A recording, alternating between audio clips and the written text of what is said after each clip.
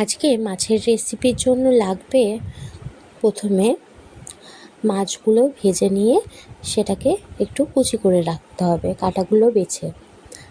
তারপরে পেঁয়াজ কোচানো, একটা ডিম ফাটানো,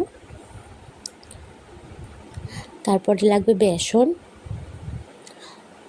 একটু লবণ, ধনেপাতা কুচি, টমেটো সস, আর লাগবে সয়া সস, কিছু কুচানো লঙ্কা, একটু লেবু, আর হলুদ গুঁড়ো আর জিরে গুঁড়ো।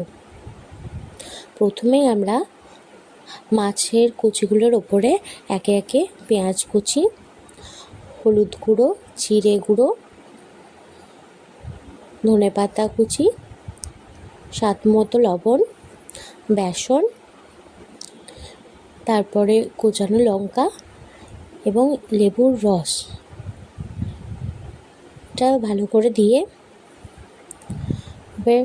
তার উপরে দিয়ে দেব ডিমটা দেওয়া হয়ে গেলে সব একসাথে ভালো করে মেখে নিতে হবে।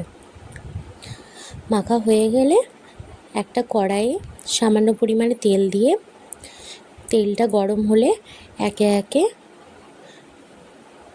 বড়ার মতো করে এগুলোকে ভেজে নিতে হবে।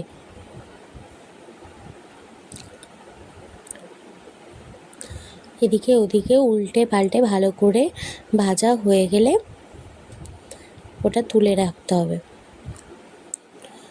তারপরে এই তেলেই একে একে আবার যেটুকু পেঁয়াজ পড়েছিল সেই পেঁয়াজ কোচানোটা দিয়ে একটু ভালো করে ভেজে নেওয়া হয়ে গেলে তার উপরে টমেটো সস এবং চিলি সসটা ঢেলে দিয়ে